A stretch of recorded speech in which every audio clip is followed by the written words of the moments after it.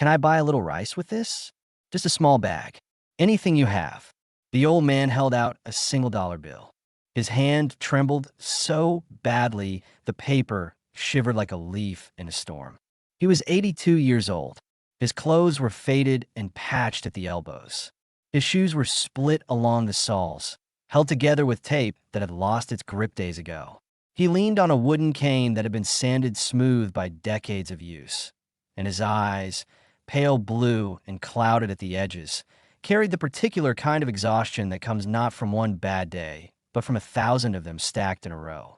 The store manager looked at the dollar bill, then at the old man, then at the line of customers behind him growing longer and more impatient by the second. And she laughed. Not a gentle laugh. The kind of laugh that is designed to make another person feel as small as the thing they are holding. $1? She said it loud enough for everyone to hear. Sir, even the gum costs more than that. Before we continue, make sure to subscribe because tomorrow's story is one you absolutely cannot miss. The store was called Park Lane Market. It sat on a quiet street in the San Fernando Valley, wedged between a laundromat and a tire shop, the kind of neighborhood where the rent was always late and the streetlights flickered more often than they shone. The market was small, 6 aisles, fluorescent lights that hummed at a frequency designed to make everything look slightly worse than it was. A deli counter that closed at 5, a produce section where the lettuce wilted faster than the customers could buy it. On this particular Saturday evening in October, the store was busy. The after-work crowd filled the aisles with shopping carts and tired faces and the mechanical rhythm of people buying what they needed to survive another week. The checkout line stretched past the magazine rack. People scrolled their phones. A child whined about cereal. The air conditioning rattled overhead like a machine that had given up pretending it worked. At the front of the line stood Samuel Whitfield, 82 years old, white hair thin and combed carefully to one side. A face that had once been strong and angular, now softened by age and loss into something that looked like a landscape after a long winter. He wore a gray cardigan buttoned to the collar, brown trousers that were clean but too large for his frame, and shoes that had been polished so many times the leather had gone from black to a dull brown. On his left wrist was a simple watch that had stopped working 3 months ago. He wore it anyway, because Margaret had given it to him on their 30th anniversary, and removing it would mean admitting she was gone. In his right hand, he held a $1 bill. In his left pocket, he carried a folded piece of paper. He had walked 3 miles to reach this store, not because it was the nearest, but because it was the one Margaret used to shop at every Saturday, when she could still remember the way home. Samuel had not eaten since yesterday morning. A single slice of bread with nothing on it. His refrigerator held a bottle of water and a jar of mustard. His pantry held nothing at all. The last time his pantry had been full was when Margaret was alive. She had a system. Canned goods on the left, organized by color. Pasta in the middle, standing upright like soldiers. Rice on the top shelf because Samuel was taller and could reach it. After 53 years of marriage, their kitchen was a language only 2 people spoke, and when Margaret died, half the vocabulary disappeared. The Alzheimer's came slowly. At first, it was small things. She would put the car keys in the refrigerator. She would forget the name of their street, but remember the name of every student she had taught in 1978. She would stand at the stove and stare at the burner as if she had forgotten what fire was for. Samuel retired the year Margaret was diagnosed. Not because the school asked him to, but because the woman who had held his bread in the faculty lounge 53 years ago was disappearing, and he refused to let her disappear alone. For 3 years, he cared for her at home. He bathed her. He dressed her. He read to her from a mystery novels she had loved, the same one she used to read in the bathtub, the ones with the bent spines and the coffee stains on the covers. She could no longer follow the plots, but the sound of his voice reached something in her that the disease could not touch. When the home care became impossible, when Margaret started walking into the street at 3 in the morning looking for a classroom that no longer existed, Samuel placed her in a facility. He visited every day, every single day, for 18 months. He brought flowers. He brought her favorite blanket. He sat beside her bed and held her hand and told her about the weather and the garden and the students who sent Christmas cards, even though he had retired years ago. On the last day, Margaret looked at him with eyes that had been cloudy for months and said, with perfect clarity, "You held the bread." Samuel squeezed her hand. "I held the bread," he whispered, and then she was gone, and the world became very, very quiet. James was already gone by then. 15 years gone. The Pacific Coast Highway. A truck. A phone call at 2 in the morning. The kind of phone call that divides your life into before and after with no bridge between them. Samuel had buried his son at 27 and his wife at 80. He had outlived everyone who had ever called him by his first name. The apartment was a museum of the people he had lost. Margaret's reading glasses on the nightstand, still waiting for her. James's baseball glove in the closet, still smelling faintly of leather and summer. And now he stood at a grocery counter with a dollar bill and a poem and the kind of hunger that was not only physical but existential. The hunger of a man who had given his life to teaching and found, at 82, that the world had no use for him. He placed the dollar bill on the counter with the careful precision of a man who understood that this single piece of paper was the last thing standing between himself and hunger. "Can I buy a little rice with this?" he asked. "Just a small bag. Anything you have." Brenda Carlisle, the store manager, stood behind the register. She was 38 years old, brown hair pulled back in a tight ponytail, dark circles beneath her eyes that no amount of concealer could disguise. She wore the Park Lane Market polo shirt with a company logo stitched over her heart, and her name tag read Brenda in block letters followed by manager in smaller type beneath. Brenda had not always been this person. 8 years ago, she had been the assistant manager who stayed late to help customers carry groceries to their cars. She had been the woman who taped a handwritten sign to the register that read, "If you're short on cash, just ask. We will work something out." The district manager had made her take the sign down. "It sent the wrong message," he said. "It tells people they can take advantage." Rick Carlisle had entered her life like a weather system that promises rain and delivers a flood. Charming, confident, the kind of man who opens every door and closes every exit. They married quickly, had Dylan, then Sophie. Rick worked in car sales, which meant he was either celebrating a commission or spiraling about a dry month. There was no middle ground with Rick. He spent money like a man who believed more was always coming, and when it stopped coming, he blamed everyone except the mirror. 6 months ago, he left, not with an explanation, with a credit card statement. $37,000 in debt, distributed across 4 cards Brenda did not know existed, all in her name. He had forged her signature. He had used her social security number. He had built a castle of debt and left her standing in the rubble. The divorce papers arrived by mail. No forwarding address, no phone number, no apology.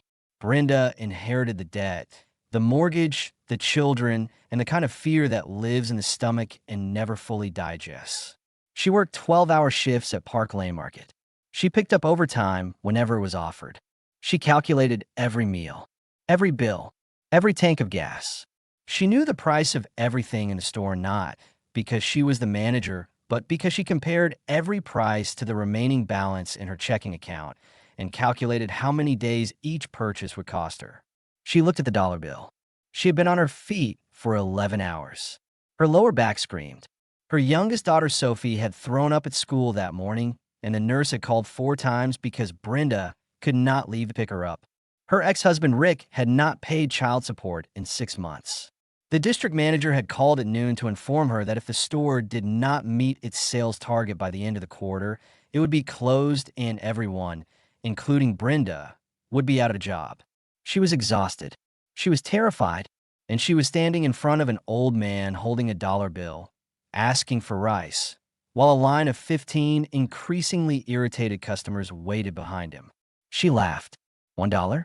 Sir, even the gum costs more than that. She said it loud enough for the line to hear, loud enough for the words to carry past the magazine rack and into the first aisle where a man in a faded black t-shirt was reaching for a jar of pasta sauce. Kyle Jennings, the 22-year-old cashier working the register beside Brenda, grinned. He He was the kind of young man who confused cruelty with confidence and had not yet lived long enough to learn the difference. He pulled out his phone and angled it towards Samuel with the casual precision of someone who had filmed 100 things that were not his business. A woman in the line, Janet Crawford, 45, real estate agent, silk blouse, freshly manicured nails, shifted her weight and sighed. "Sir, you're holding up the line. Some of us have places to be." Samuel did not move.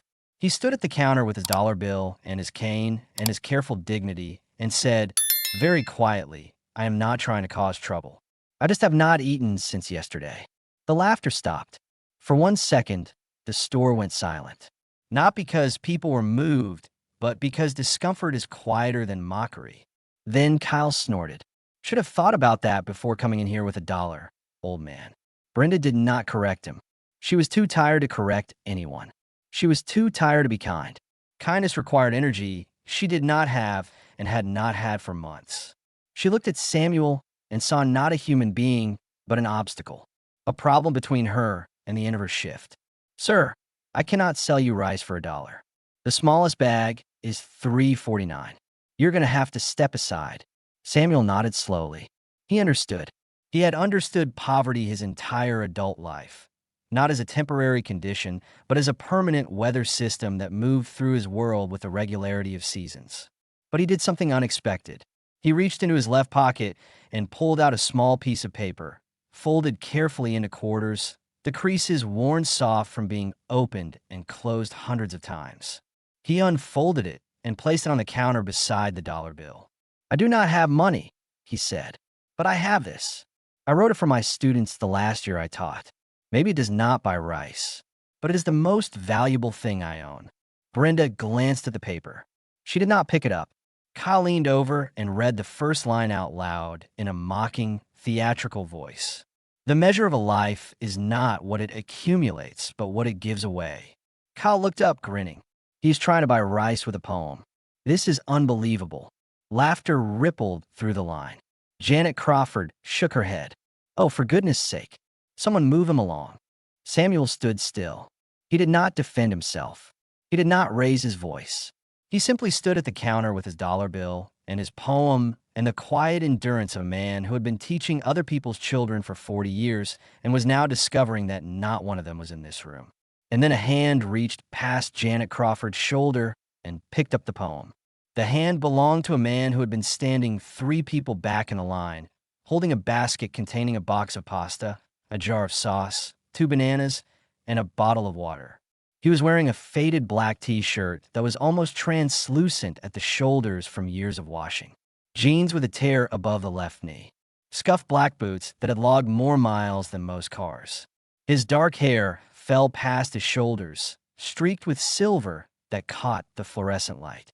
His face carried 3 days of stubble and the kind of quiet attention that most people mistake for detachment. On his left wrist, beneath the frayed cuff of the t-shirt, sat a thin woven bracelet made of faded embroidery thread. The kind of thing a person keeps not because it is worth anything, but because it is worth everything. Nobody in the store recognized him. He looked like every other tired person buying groceries on a Saturday night, which was precisely the point. The man read the poem, not quickly, not casually. He read it the way someone reads a letter from a person they will never see again. His eyes moved across each line, and something in his expression shifted. Not dramatically, the way light shifts when a cloud moves.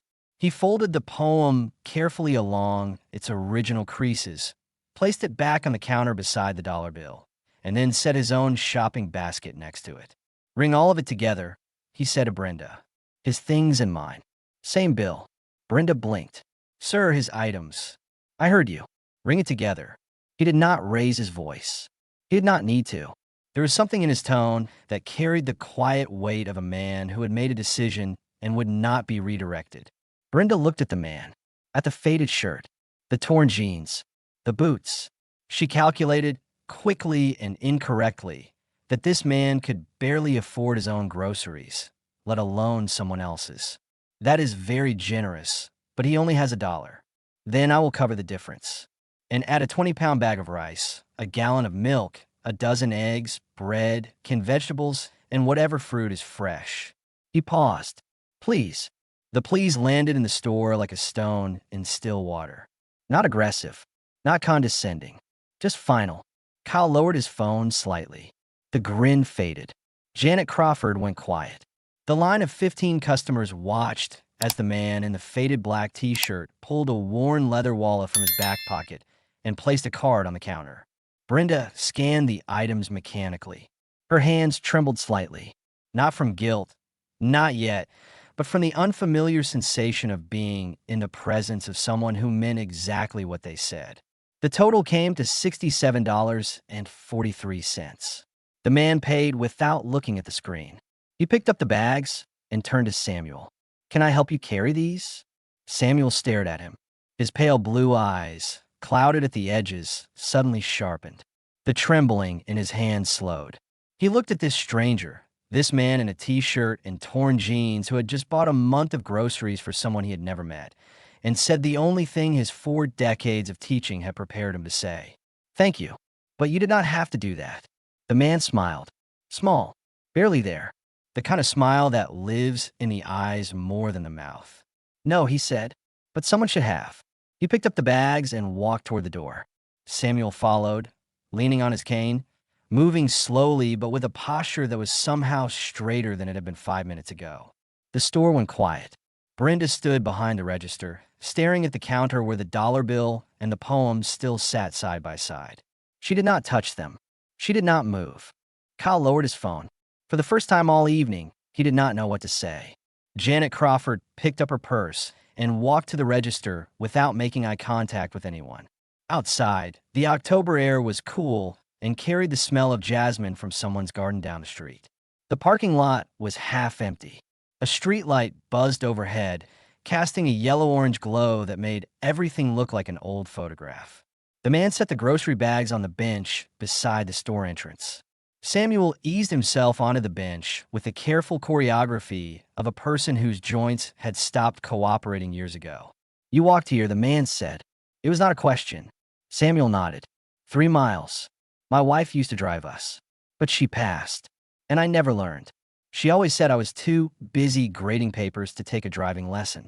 The man sat beside him, not close enough to crowd, just close enough to be present. How long were you married? 53 years. Samuel's voice softened. Her name was Margaret. She taught kindergarten at the same school where I taught English. We met in the faculty lounge. She was reading a mystery novel and eating a sandwich that was falling apart, and she looked up at me and said, "If you're going to stare, you might as well hold the bread." I held the bread, and then I held everything else for the next 5 decades. The man listened, his body still, his eyes full. What did you lose her? 2 years ago. Alzheimer's. The last 3 years she did not know my name. But every morning when I walked into her room at the facility, she would smile. Not because she recognized me, because something in her, something deeper than memory, still knew I was safe. Samuel paused. He looked at the grocery bags at his feet, then at the man beside him. You remind me of my students, Samuel said. Not the ones who got the best grades. The ones who listened. Most people talk. Very few people listen. You listen. The man glanced at the woven bracelet on his wrist. I had a good teacher once. She did not teach me in a classroom. She taught me by sharing her last box of cereal with me when I had not eaten in 2 days. And when I tried to thank her, she said it was just cereal. Samuel studied the man's face. The silver in his hair. The lines around his eyes. The woven bracelet. The quiet. You have lost people, Samuel said. Not a question. An observation. The kind of observation that comes from 40 years of reading the faces of teenagers who were trying very hard not to be read. The man nodded. A few. Recently. A long time ago. But the kind of loss that does not have an expiration date. Samuel understood. He understood the way only someone who has buried a son and a wife and a career can understand. Loss is not a single event. It is a country you move to. You learn the language. You learn the customs. But you never stop being a foreigner. You have children? Samuel asked. The man was quiet for a moment. I had a daughter. She did not make it. Samuel closed his eyes. The October wind stirred the leaves on the sidewalk. When he opened them, he placed his hand on the man's arm. The touch was light, the way a teacher touches a student's shoulder to let them know they are seen. What was her name? The man looked at Samuel. In his deep brown eyes, something moved. Not tears, something older. Something that lived beneath tears, in the place where grief stores the things it cannot release. Ava, the man said. Her name was Ava. Samuel nodded. That is a beautiful name. She would have been beautiful. They sat on the bench in the October evening while the streetlight hummed, and the jasmine drifted, and the parking lot emptied one car at a time. Two men who had lost everything except the ability to sit beside another human being and not look away. Samuel spoke first. You asked me about the poem. The man nodded. I wrote it in 2003. My last year teaching before I retired. 32 students. Room 214 at Roosevelt High School. I had taught English there for 40 years.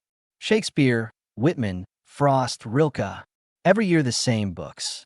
But the last class, the last day, I did not teach from a book. I wrote something of my own. He reached into his pocket and unfolded the poem again. The paper was so worn it felt like cloth. I told them, you will forget most of what I taught you. The dates, the quotes, the essays. But remember this. The measure of a life is not what it accumulates, but what it gives away. And the greatest thing you can give is your attention. To stop, to look, to ask someone if they are okay. That costs nothing, and it is worth everything. The man read the poem again, silently this time. His lips did not move, but his eyes tracked every word. You taught them that for 40 years? He asked. Every class, every year, same lesson, different faces. The man folded the poem and handed it back. And tonight, you were the one standing at the counter. And nobody stopped. Samuel placed the poem back in his pocket. Until you. Silence. Not empty silence.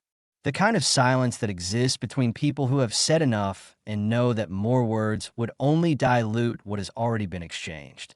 The man pulled out his phone and made a call. Short. Quiet. Within 10 minutes, a car arrived. Not a limousine. Not a luxury sedan. A simple black car with a driver who nodded without asking questions. Let me take you home, the man said. Samuel looked at the car, then at the man. You do not have to. I know, but it is dark, and 3 miles is a long walk on an empty stomach. Samuel allowed himself to be helped into the car. The man sat beside him. They drove through the San Fernando Valley as the evening settled into night, past auto shops and apartment complexes and taco trucks, and the ordinary machinery of a city that never stops moving. Samuel's apartment was on the second floor of a building that had been painted white sometime in the previous decade and had since faded to a color that could only be described as surrender. The stairs were narrow. The railing wobbled. The man carried the grocery bags and walked beside Samuel, matching his pace, not rushing, not guiding, just present. Inside, the apartment was small and immaculately clean. The furniture was old, but cared for. A single armchair faced a television that was not turned on. A bookshelf lined the entire east wall, filled with paperbacks and hardcovers arranged by author. Shakespeare, Whitman, Frost, Dickinson. At the far end of the shelf, a worn copy of Rilke's Letters to a Young Poet sat with its spine cracked and its pages marked with pencil notes in the margins. The man saw the Rilke. He stopped, reached for it, held it in his hands the way a person holds something sacred. You read Rilke, he said. Samuel smiled. For 60 years. Margaret gave me that copy on our first anniversary. She wrote inside the cover. The man opened the front cover. In faded blue ink, a woman's handwriting. To Samuel, may you always have the courage to live the questions. All my love, Margaret. The man closed the book gently. I carry Rilke too, he said. Different copy. Same words. Samuel looked at him with the expression of a teacher who has just recognized a former student, not by face, but by something deeper. Who are you? Samuel asked, not in the way Brenda had demanded identification. In the way a person asks when they have realized that the stranger in their apartment is not a stranger at all. The man set the Rilke back on the shelf. Just someone who was in the right line at the right time. That is not an answer. The man smiled. It is the only one I have. He helped Samuel put the groceries away. Rice in the pantry. Milk and eggs in the refrigerator. bread on the counter, canned vegetables lined up with the labels facing forward because Samuel had mentioned that Margaret always organized them that way, and he had never stopped. On the wall above the kitchen table hung two framed photographs. The first was a woman with silver hair and kind eyes holding a small child on her lap. Margaret. The second was a young man in his 20s, dark-haired, grinning, standing in front of a sign that read Hollywood. Samuel saw the man looking at the second photograph. "That is James," Samuel said. "My son. He wanted to be an actor. Moved to Los Angeles when he was 23. He had this energy, this belief that the world was full of possibility. Margaret and I drove him to the airport. He hugged me and said, 'I'm going to make it, Dad. Just watch.'" Samuel's voice did not break. It had broken long ago and had been rebuilt with the kind of scar tissue that holds but never fully heals. He died on the Pacific Coast Highway, 27 years old. A truck crossed the center line. The officer who came to our door said it was instant. They always say instant, as if speed makes it easier. As if the people left behind do not spend the rest of their lives in the slowest kind of pain imaginable. The man stood very still, his eyes on the photograph of James. His hand moved to the woven bracelet on his wrist. He touched it the way a person touches a wound that has healed on the surface but still aches beneath. "I lost someone on that same road," the man said quietly. "Not the same accident, but the same road. The same impossible phone call in the middle of the night. The same silence afterward that is louder than any sound you have ever heard." Samuel looked at him. The pale blue eyes sharpened. The teacher in him, the reader of faces, the man who had spent 40 years noticing what teenagers try to hide, saw everything. "You carry it every day," Samuel said. "Every day. Does it get lighter?" "No, but you get stronger." Samuel nodded. He poured 2 cups of tea, set them on the table, sat across from a man in the faded black t-shirt. And for the next 2 hours, they talked. Not about groceries or poverty or the store or Brenda Carlyle. About Rilke, about Shakespeare, about the way Margaret used to sing while washing dishes and how the sound of running water still made Samuel's chest ache. About James and the screenplay he had been writing and the letter he had mailed 3 days before the accident that arrived at Samuel's door 2 days after the funeral. The letter said, "Dad, I know you think I am chasing something impossible, but you taught me that the measure of a life is not what it accumulates. It is what it gives away. I am giving everything I have to this dream. And if it does not work, I will come home and teach English just like you. Because there is no higher calling than helping someone else find their voice." Samuel had the letter framed. It hung in the hallway beside Margaret's photograph. The man read it, standing in the hallway, his back to Samuel. When he turned around, his eyes were wet. He did not wipe them. He did not apologize. "Your son understood," the man said. "He always did," Samuel replied. "Better than most adults. Better than his teacher." They finished their tea. The man stood. It was late. The apartment was warm with something that had not been there when Samuel unlocked the door. Presence. The particular kind of warmth that comes from being listened to by someone who knows how. "I should go," the man said. Samuel walked him to the door. At the threshold, the man turned. "The poem you wrote, the one about the measure of a life. You said you taught it for 40 years. Every class. How many students was that?" Samuel thought. "Over 1,200. The man nodded. 1,200 people walking around with that lesson inside them.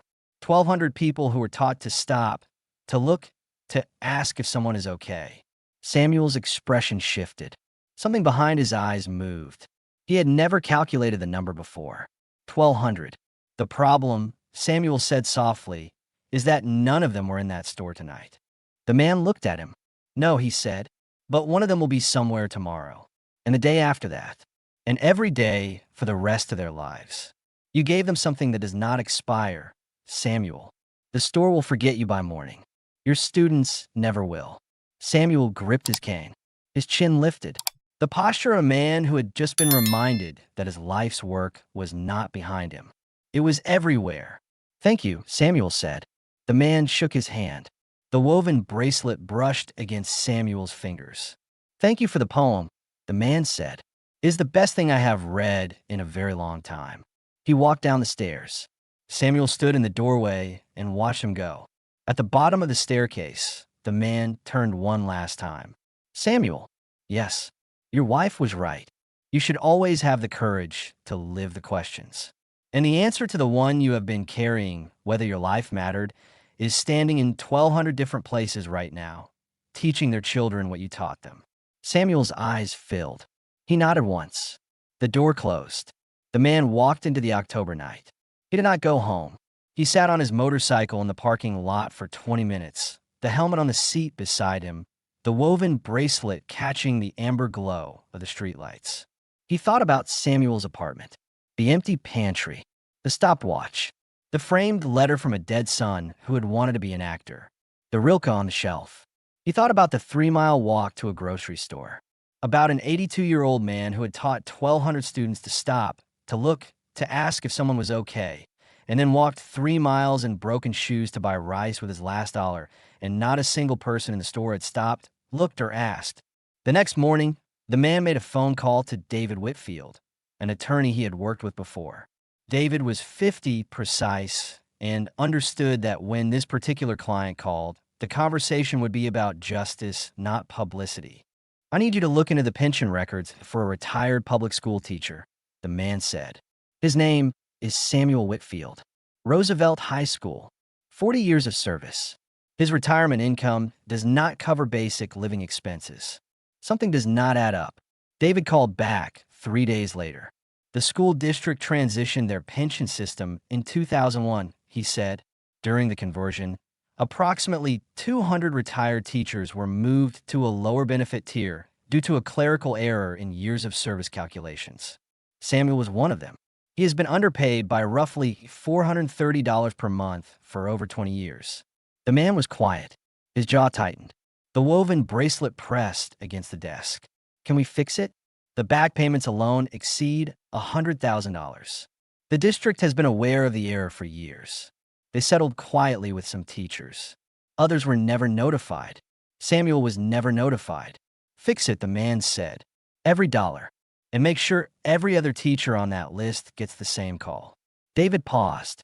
"That is going to be a significant legal effort. Then it will be a significant legal effort. I will cover the costs." And David, "Yes." Samuel does not know. Not yet. Let the numbers speak first.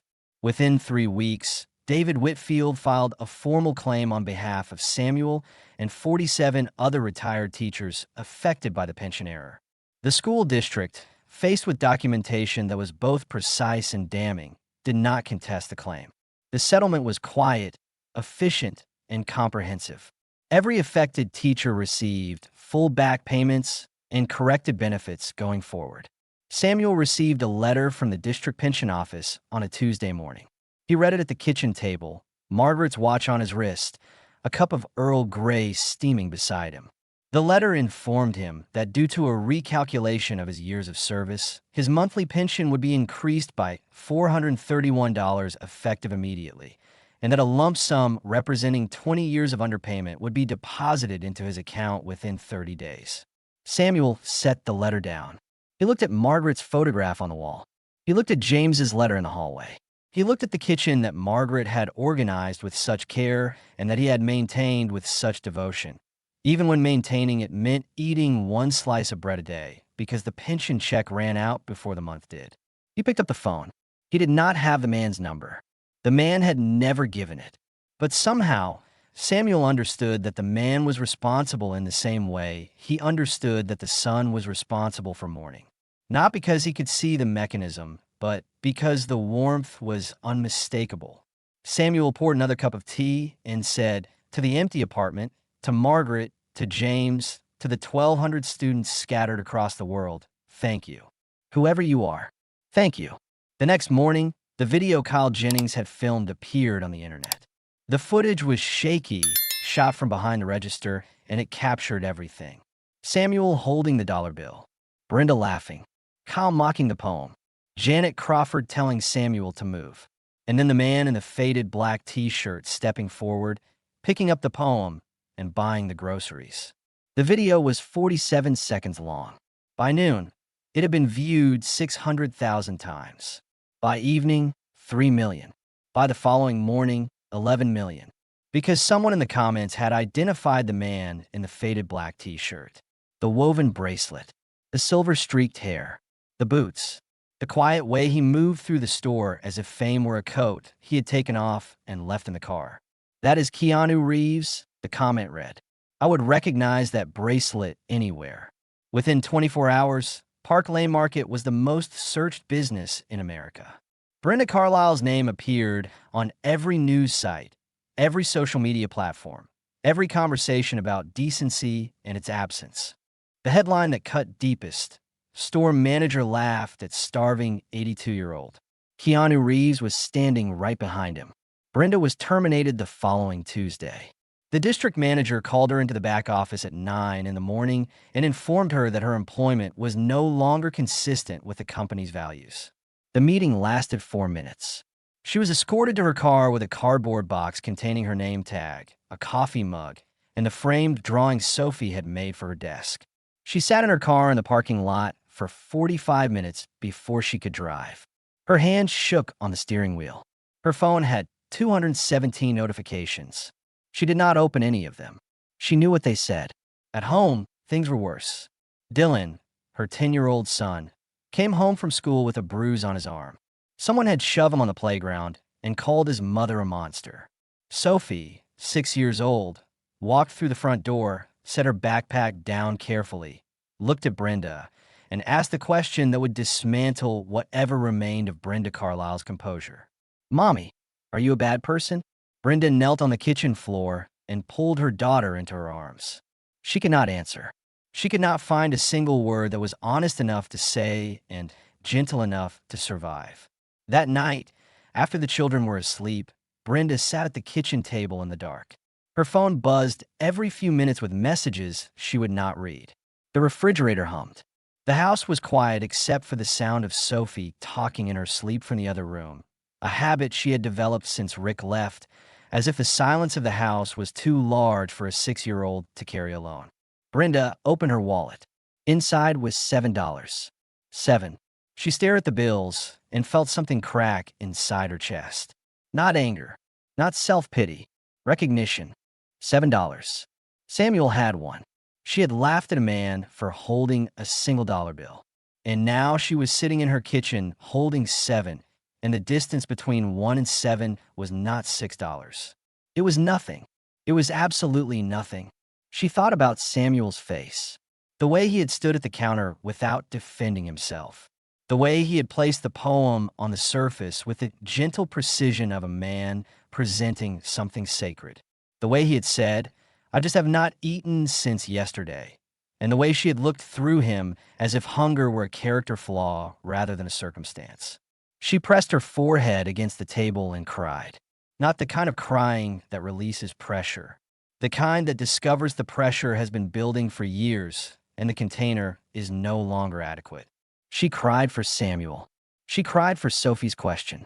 She cried for the version of herself that had walked into Park Lane Market at 22, eager and kind and full of the belief that she would never become the kind of person who laughed at an old man for being poor.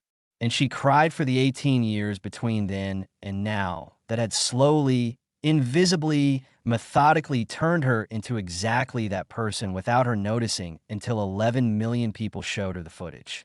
3 days later, Brenda received a phone call from a number she did not recognize.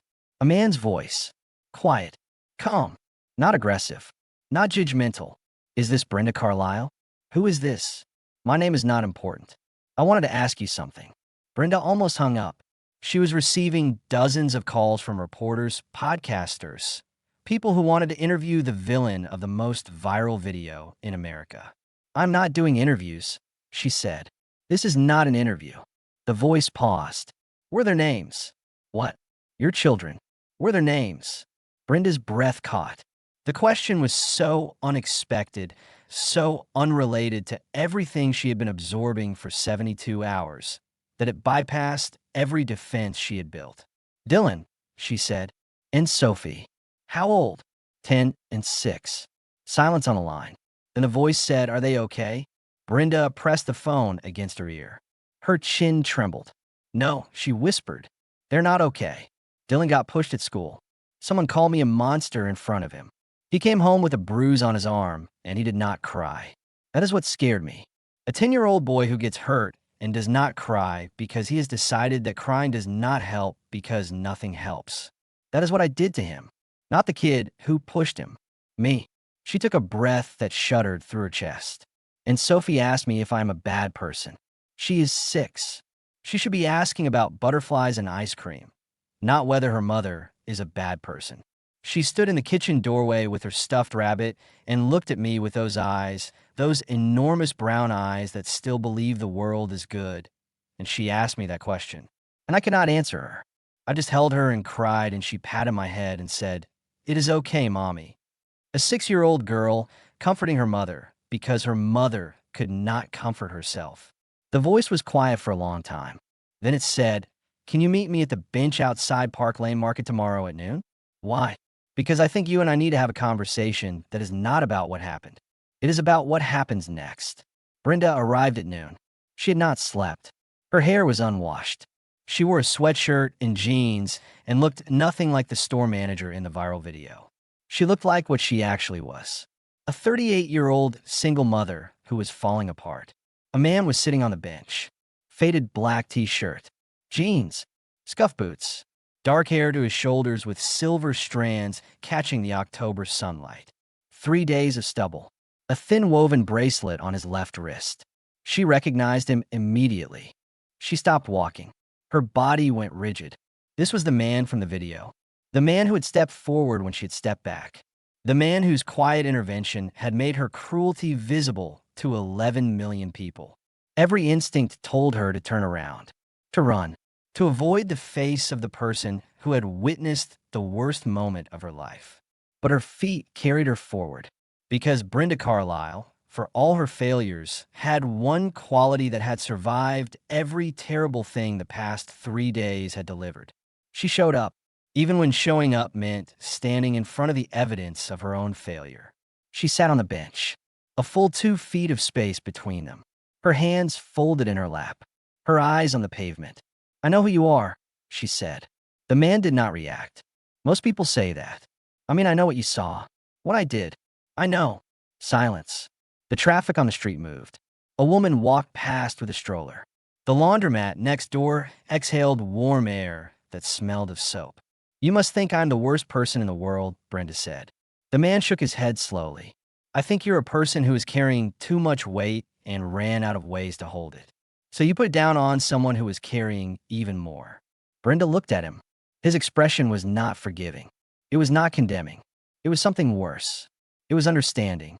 "That is not an excuse," she said. "No," the man agreed. "It is not. But it is the truth.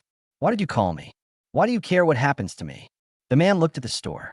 The same store where 3 days ago an old man had been laughed at for being hungry.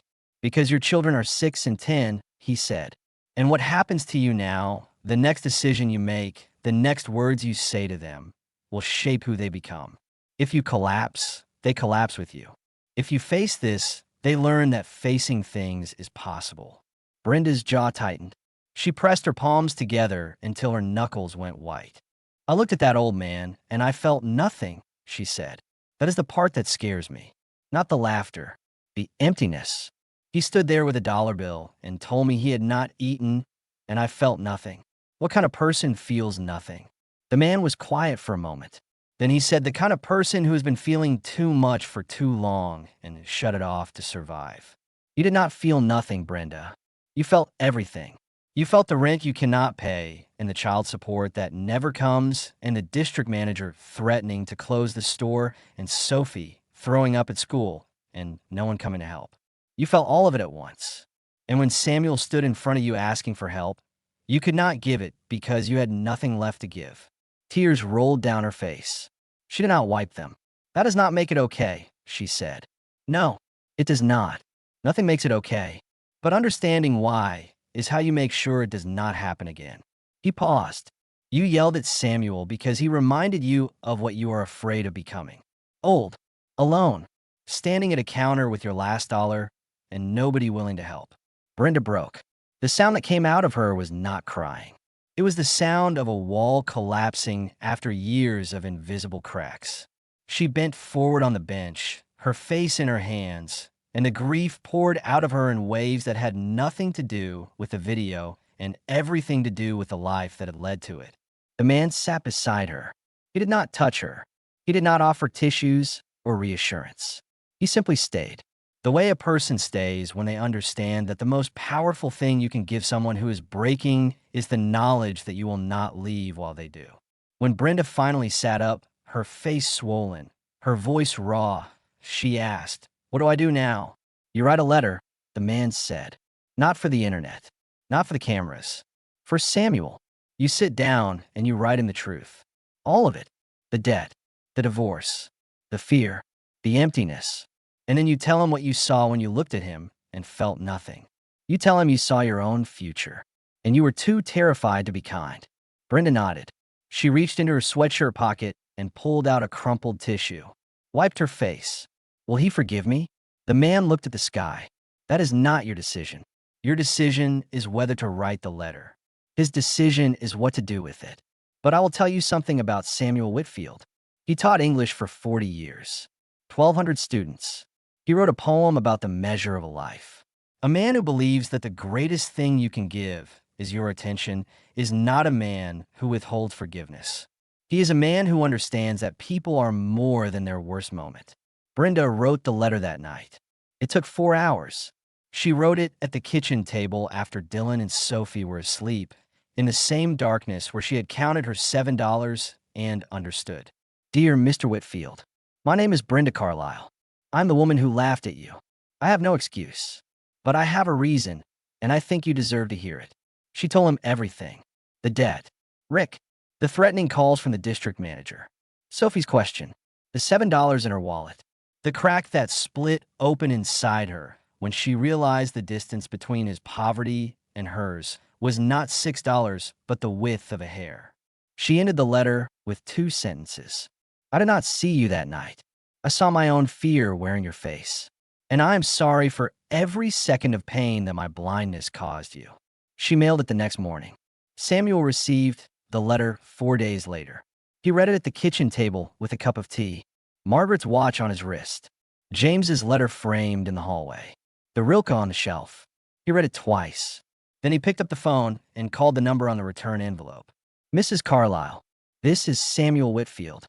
I would very much like to have tea with you." Brenda arrived at his apartment the following afternoon.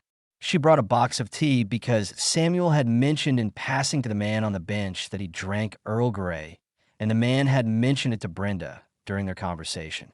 Small connections, the kind that hold the world together. Samuel answered the door. He looked at Brenda with the expression of a man who had spent 40 years looking at people who were trying very hard to hide.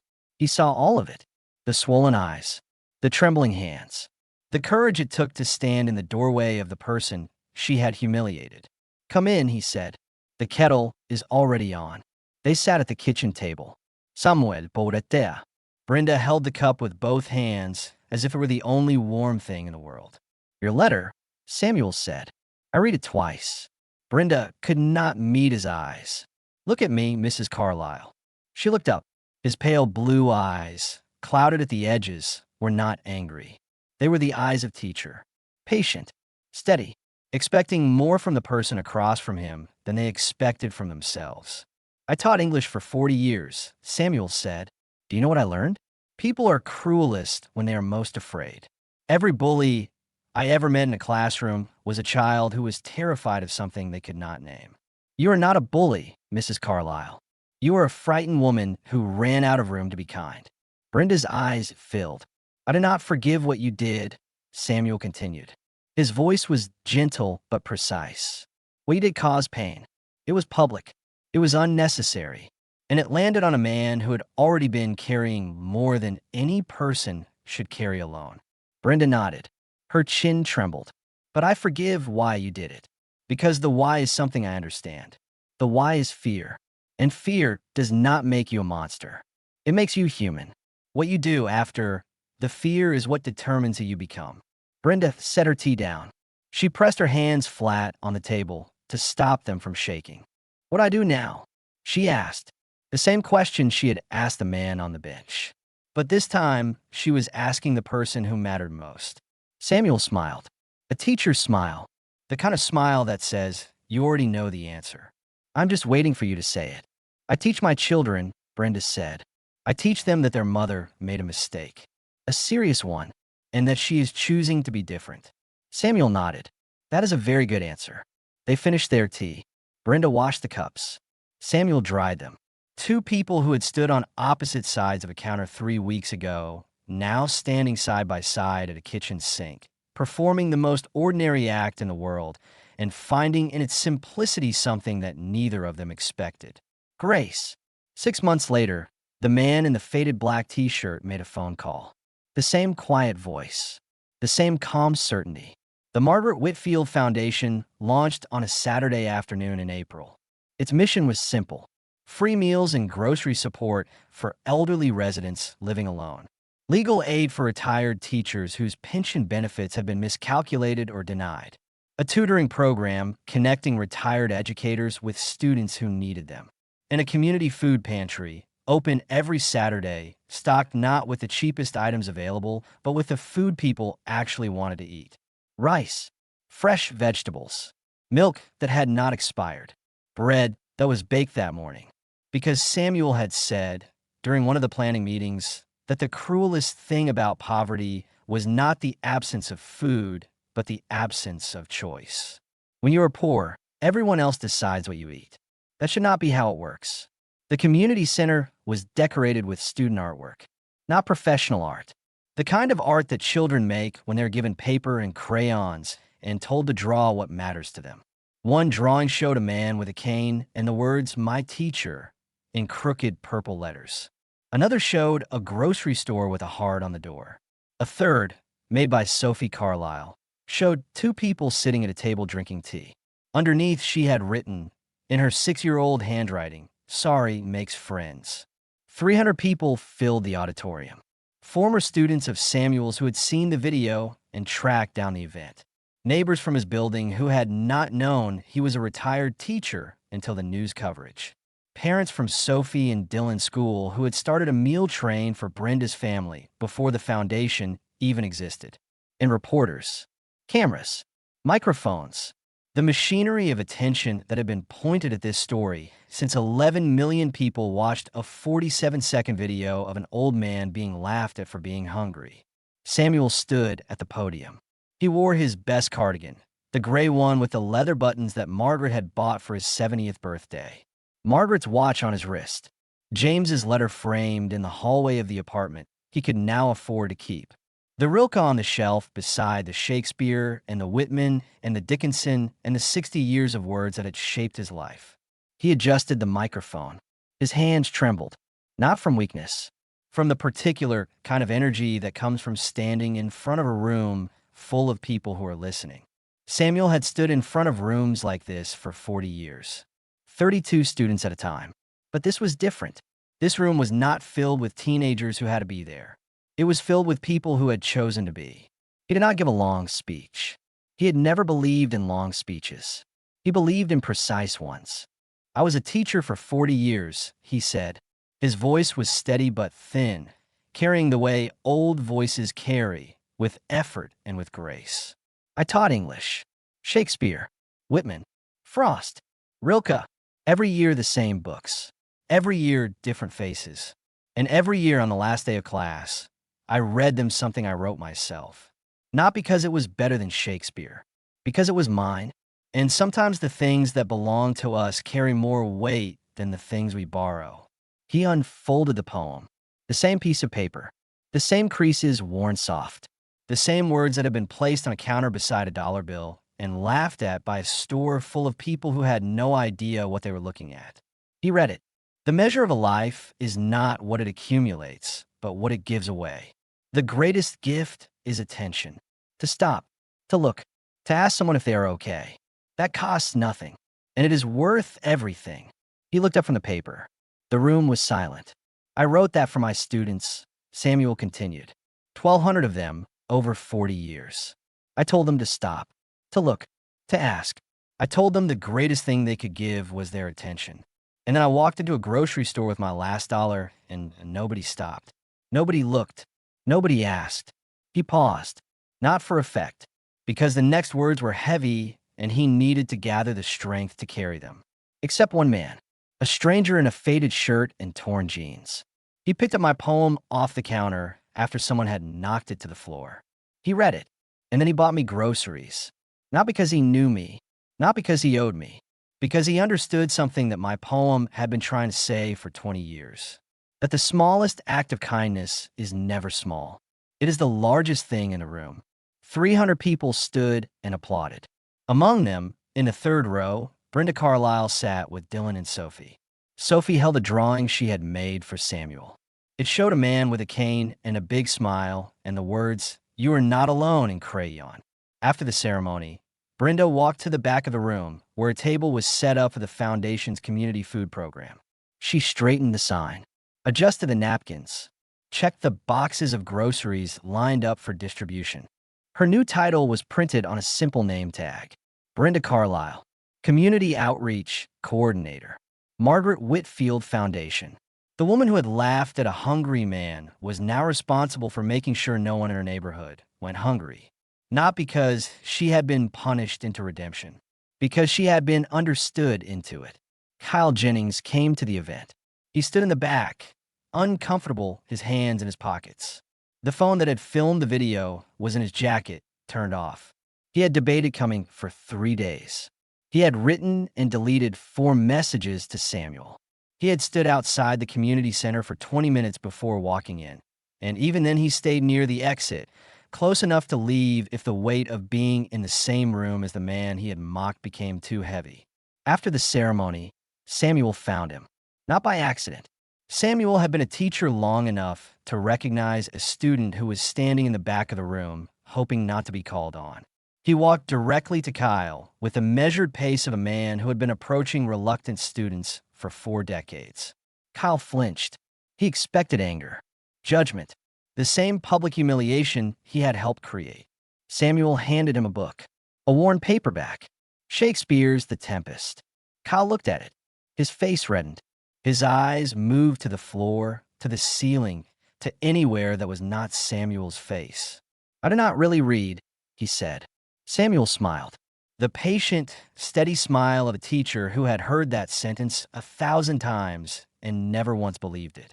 "That is exactly why I am giving it to you." There is a line in that play. The rarer action is in virtue than in vengeance. It means the harder choice is always forgiveness. And the harder choice is always the right one. Kyle took the book. His jaw tightened.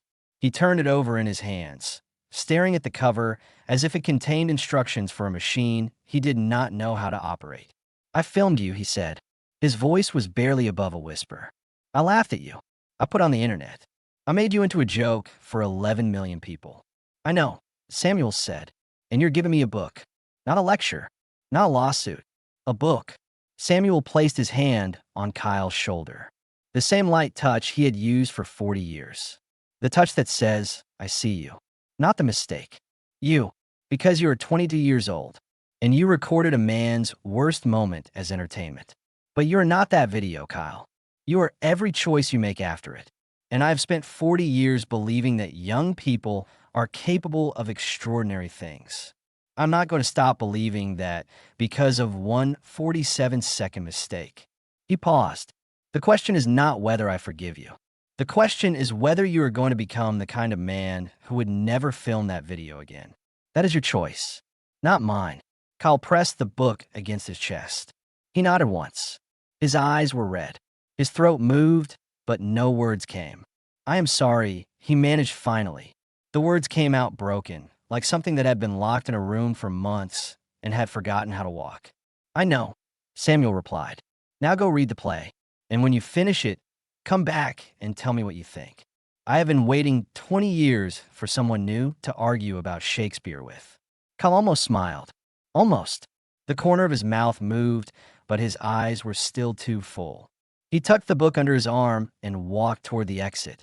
At the door he stopped, turned around, and looked at Samuel one last time. "Mr. Whitfield." "Yes, I will read it. I promise." Samuel nodded. "I will hold you to that." Outside, The April sun was warm. The jasmine was blooming again. The parking lot of the community center was full. People carried grocery boxes to their cars. Children chased each other on the sidewalk. The world went on the way it always does, indifferent to the small miracles happening within it. The man in the faded black t-shirt stood beside a delivery truck, drinking a glass of water. Jeans, boots, woven bracelet, a duffel bag at his feet. Frank Morrison, who had somehow materialized at the catering table despite the event being 20 miles from any restaurant he had ever worked in, walked over with a plate. Scrambled eggs, Frank said. Best I could do with the kitchen they gave me. The man laughed. Scrambled. Always scrambled.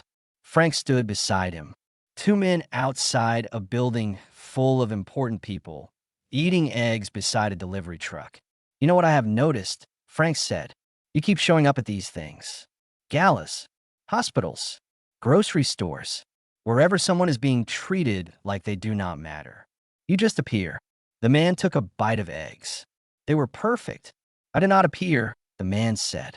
I was already there. I was buying pasta sauce. The world just has a way of putting you in the right line at the right time. Frank shook his head. You're the worst famous person I have ever met. Thank you. That was not a compliment. It is to me. They watched as Samuel emerged from the community center with Sophie beside him. The little girl held his hand and talked rapidly about butterflies in school and the drawing she had made. Samuel listened with the focused attention of a man who had spent 40 years practicing the art of listening. His cane tapped the sidewalk in rhythm with Sophie's steps. Behind them, Brenda walked with Dylan. Her son looked up at her and said something that made her laugh. A real laugh. Not the kind she had used at Park Lane Market. The kind that comes from a place that has been cleaned out and refilled with something better. The man watched them. The old teacher. The little girl. The mother who had broken and rebuilt. The boy who was learning that his mother's worst moment was not her only moment. Somewhere across the city, in a small apartment on the second floor of a faded building, a framed letter from a 27-year-old who never made it hung on a wall. And next to it, in a new frame, a poem that 1,200 students had carried out of a classroom and into the world. The measure of a life is not what it accumulates, but what it gives away. Samuel Whitfield had $1. A poem, and a cane that had been sanded smooth by decades of walking toward the people who needed him. He was the richest man anyone in that store had ever met. They just did not know it yet. And the man in the faded black t-shirt, the one with the boots and the bracelet and the silver in his hair, finished his eggs, set the plate on the truck's tailgate, and picked up his duffel bag. You leaving? Frank asked. The man slung the bag over his shoulder. I have pasta sauce at home that is not going to cook itself. Frank watched him walk across the parking lot. The boots crunched on the gravel. The duffel bag swayed. Same time next crisis? Frank called out. The man raised a hand without turning around. Scrambled. Always scrambled. Frank shook his head, smiled, picked up the plate, went back to the kitchen. The April sun was setting over the San Fernando Valley. The jasmine was thick on the evening air. In a community center, 300 people were taking home groceries they did not have to be ashamed to need. In an apartment 2 miles away, a Rilke book sat on a shelf beside a Shakespeare and a love letter and a stopwatch that still kept the most important kind of time. And on a bench outside Park Lane Market, a dollar bill and a poem still sat where Samuel had left them. Brenda had laminated them both and mounted them on the wall behind the register. Not as a memorial, as a reminder. Beneath them, a small sign read, in Brenda's handwriting, every person who walks through this door is carrying something you cannot see. Be kind. It was the same message she had torn down 8 years ago when the district manager told her it sent the wrong message. Now it was back. Permanent. Laminated. Unmovable. And this time, no one would ask her to take it down. The simplest lesson in the world. Taught by a man with $1 and 40 years of chalk dust on his hands. Learned by a store full of people who almost missed it. Because that is how the best lessons work. They did not arrive in classrooms with textbooks and lesson plans and attendance sheets. They arrive in grocery store lines at 7 o'clock on a Saturday evening, carried by someone you almost overlooked, written on a piece of paper you almost threw away, delivered by a man in a faded t-shirt who was only there to buy pasta sauce and ended up buying something far more important. The chance for an 82-year-old teacher to eat. The chance for a 38-year-old mother to change. The chance for a 22-year-old cashier to pick up a book and discover that the hardest choice is always the right one. The measure of a life is not what it accumulates, but what it gives away. Samuel Whitfield gave away everything.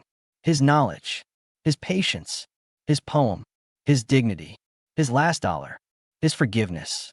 And in the end, he was the only one in that store who walked out richer than he walked in. Because richness was never about money. It was about what you carry inside you that nobody can take away.